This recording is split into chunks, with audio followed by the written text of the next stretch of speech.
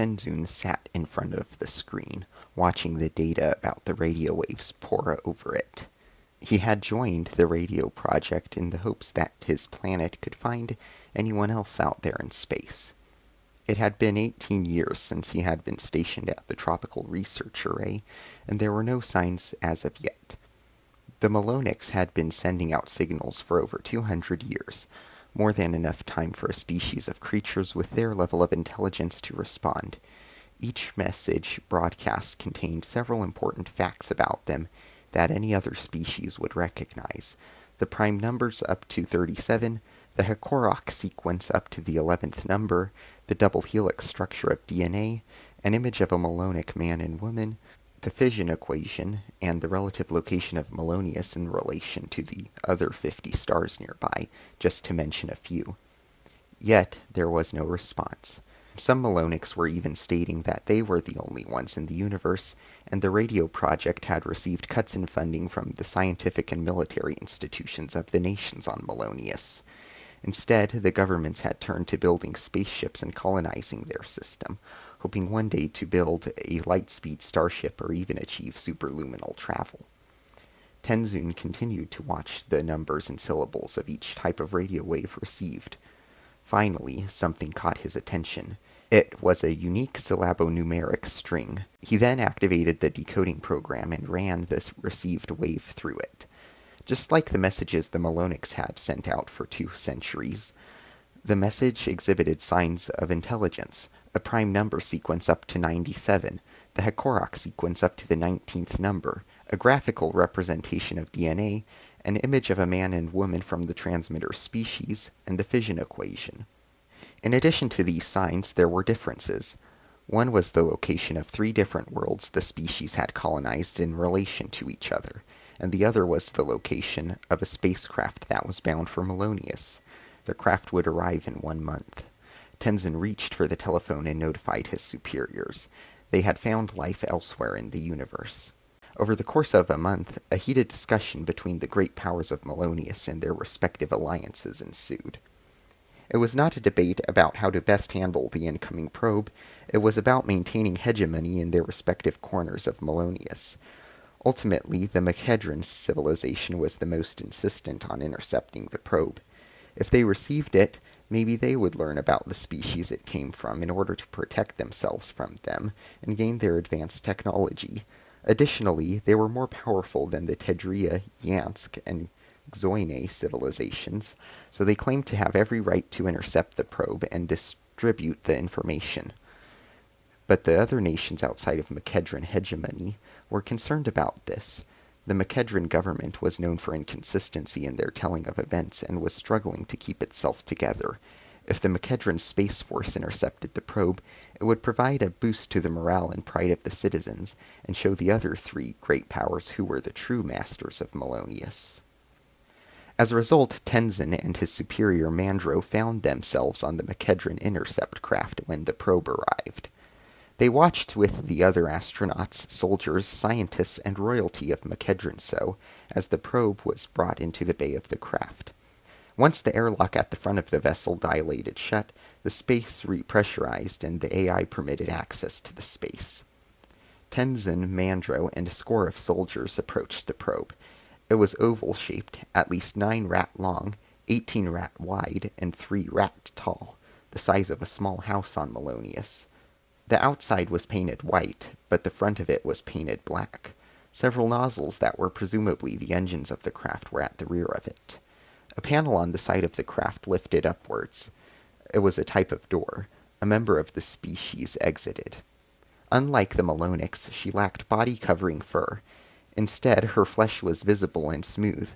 The head was also different from a Malonic, as the neck was narrower than the head, the ears were smaller and rounded, and she lacked a snout. Her hair was long and braided, and had the color of tarnished gold. "Greetings," she said at last. "I am called Anaglatha. I come in peace." Her accent was unlike any on Malonius. She spoke perfect Makedran, however, and she seemed to remain calm in the presence of an alien species. "I have come to share the history of our world with you," she said. "We hope you will appreciate the great lengths humanity has come to share our culture with you." She then began to recount an abridged history of her species. Humanity had spent many years in pursuing a path to the stars, yet they had only spent about 3 centuries with travel outside of their solar system. And their home system was the capital of their empire, which they were careful not to reveal to too many, because, like the Malonics, they had also sent out messages without care for 200 years before they realized it could bring about the destruction of their species. However, Tenzin thought that maybe the tale applied to the Malonics. Malonius was a sparsely populated world, but despite this, food rationing was present in the majority of nations, due to their increasing focus on the military and the bellicose space race between the Malonic great powers.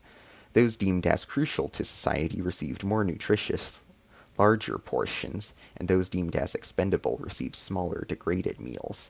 As a result, the Malonics were ripe for conquering. "Will you conquer us?" Tenzin asked. Anaglatha laughed. "No," she responded. "I am just one among many humans. We were just stating our collective paradigm." Anaglatha continued, mentioning the admission of 8 more species into the Empire of Sol. When a race joined, they received new technology, such as superluminal travel, from humans and could freely participate in every aspect of imperial life, including running as an advisor for the Rende Emperor. "Rende?" one of the soldiers asked. "It means Emperor of the People in one of the languages on Earth," Anaglatha explained. "You humans have superluminal travel?" Mandro asked. "Yes," Anaglatha bragged. "We can use artificial wormholes known as stargates to travel to destinations. However, if there is not a complex in the system of arrival, we are stuck because we cannot maintain a hole for 2-directional travel without the stargates." "Then how did you arrive?" another soldier asked. "I was put into cryostasis and launched from a complex," Anaglatha explained. "I was awoken 3 days before today. My craft could sustain me for the journey." Everyone was now infatuated with Anaglatha's tale of Earth. Could they have this technology and level of equality if they joined? "We must talk with the leaders of Malonius before we decide to join," someone answered. He was Tever Mrak, a Makedran ambassador and former intelligence officer. That was when Anaglatha made a mistake. In an impatient tone, she responded, "Okay." Several days passed after the encounter with Anaglatha. Mandro and Mrak stood in front of the World Forum of Malonius to discuss the encounter. The representatives from the great powers were present, along with their leaders and commanders-in-chief. The two had recounted all of what Anaglatha had stated about the Empire of Sol. Now they waited on a decision. "How do we know she's telling the truth?" the Teria representative challenged. "Earth could be a wasteland, and the Rende Emperor could be a dictator worse than the Makedran king and military chief." King Sav and Chief Kye of Makedranso sneered at him. Teria was always the purveyor of separatism from Makedranso in the World Forum. "We'll just have to see," the Chancellor of the Forum declared. "Ask more about the terms with Earth.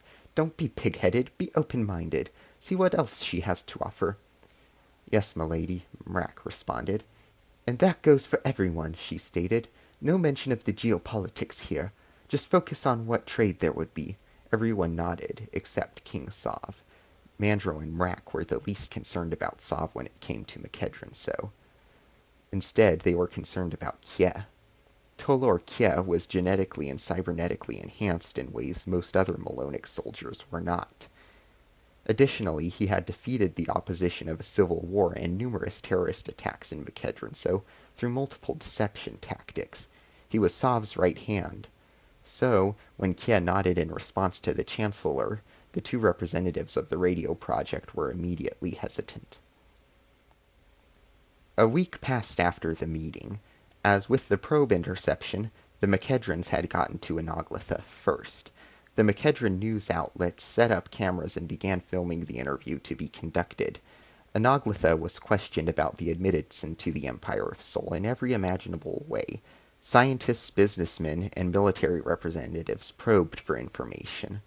Finally, Anaglatha seemed to break. She abruptly stated, "Well, you want to know one thing about Earth? We've mastered biological engineering." "Really?" one scientist exclaimed. "Yes, everything that serves our needs is based on genetic engineering. Simple bioremediation provides for our water supply. Never again have we used chemicals to preserve food or treat wastewater. By everything, you mean everything? A businessman asked. Almost. Our starships, technology, and buildings are still made from non-renewable sources like stone and metal, but we mine for these resources on other celestial objects. Do you ever use these organisms for warfare? A military representative asked. Anaglatha was silent. She seemed to have been struck to her core. I've told you enough already, she bit back at him. I'll divulge nothing more. Oh, he responded, offended. Anaglatha stood up from the chair. Cameras off. This interview is over. Miss, a journalist began. You, do it now, Anaglatha told her. She then turned around and headed for her ship. An hour later, the interview was uploaded to the Malonic internet. Kia watched the whole interview with his subordinates as soon as it released. On conclusion, they began to discuss the situation and their actions. Well, men, he began, what do you think? It's a gamble, Sub-Chief Rest Roar replied. I don't like it at all. We're being played, Sub-Chief Zdare Chesk hollered. They'll conquer us. They use that biotech for nefarious purposes. King Sav has been a weak leader, Kia began. I should have overthrown him years ago. Chief Kia, may I state something? Sub-Chief Faz Hyo interrupted. If you must, Kia snarled as he sank into his chair. Maybe Sub-Chiefs Chesk and Roar are right. However, what if this is the goal of the Empire of Sol, to have us turn on each other? What do you mean? Kia asked, leaning forward and adding with a tinge of suspicion. Are you a Sav loyalist? I'm just a soldier doing his duty on the council. We pledged an oath to defend Makedron, so if it is the humans' goal of conquering us, why not have us do their dirty work of slaughter? They'll be killing their messenger, Roar erupted. Doesn't matter, Hyo coolly stated. We've long speculated that other species have a different moral code than us. Maybe to them, sacrificing one or many in the name of conquest or maintaining stability is acceptable according to their thought process. They lack respect for life as it is, experimenting with genetically modified organisms. Excuse me, but you are a GMO, Roar interrupted, intending to insult Hyo with his statement. After all, the Makedron military forcibly enhanced anyone who was not enlisted through gene therapy and implants to perform better in their roles. GMO or not, we all can agree that it is not normal to excessively overuse a certain technology, Hyo continued, mildly fazed by Roar's comment. They said they use GMOs in every way of life. What if they made a monster through genetic technology to kill en masse as a way of keeping a population in line? After all, we've seen the public examples of criminal executions fail to deter crime. Well, we'll just see, Kia snarled. Then the doors to the chamber opened, and Anaglatha stepped in. Instead of the scarlet dress she typically wore, she was clothed in a green camouflage dress reminiscent of Makedronso battle uniforms. So, she began, you want to know about our genetic technology? Step outside. Everyone burst into laughter. Then she snapped her fingers, and the men present flinched in horror at what they saw. The gene therapy they underwent had hardened each to what could be expected, but never were they prepared to see what was coming around Anaglatha towards them. Several six-legged animals with dark brown flesh and two independently moving compound eyes on stalks walked into the room. On the backs of each was grafted a type of cannon, though the metal seemed to extend into their backs. Each moved the feelers on the fronts of their heads, feeling the ground periodically as they moved. They are a small testimony to our power, Anaglatha droned. Like humans and Malonics, they are a bioelectrical organism. However, unlike us, they never eat because they are capable of photosynthesis, and their joints are infused with crystals for piezoelectric power. Their cannon, I wish I could go further, but let's say it shoots a high-power microwave at an enemy. You, Kia began. He moved his hulking frame from his chair and sped towards Anaglatha. One of the cannons rotated, pointing at his barrel chest. He then toppled to the ground, reaching for his heart before he exploded in a gory spectacle. He's dead, she explained. Now, get outside. I want you to see the rest of what I'm telling you. The 8 members of the Makedronso Military Council followed her out to a balcony on the outside of the building. In the plain daylight, they saw multiple ships overhead. On the ground, several tall 6-legged creatures armed with soldiers and artillery sped, along the ground, and more were being brought in by large flying creatures.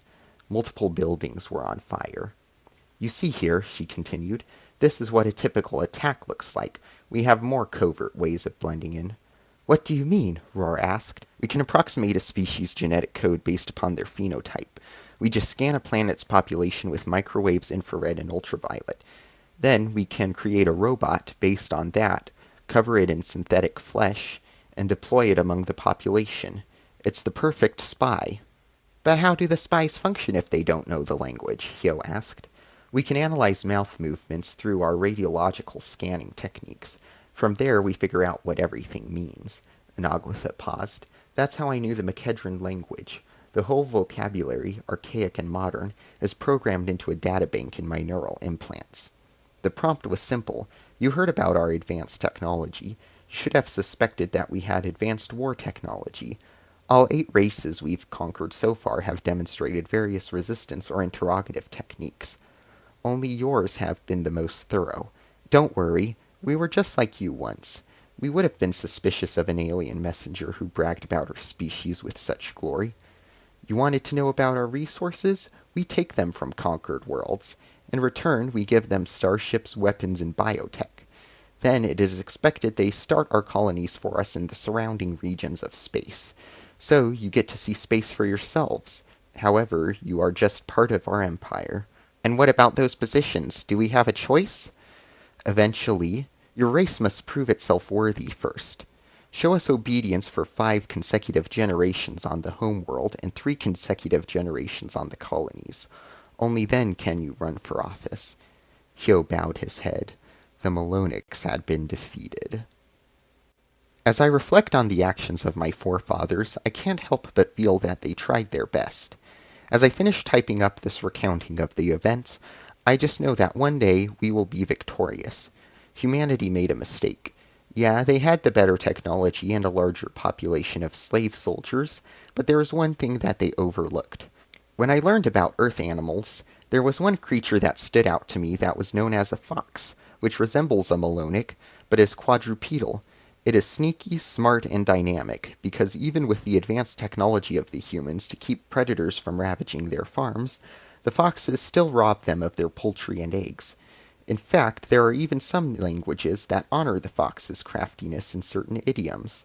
With this knowledge, me and my fellow rebels have embraced the qualities of the fox.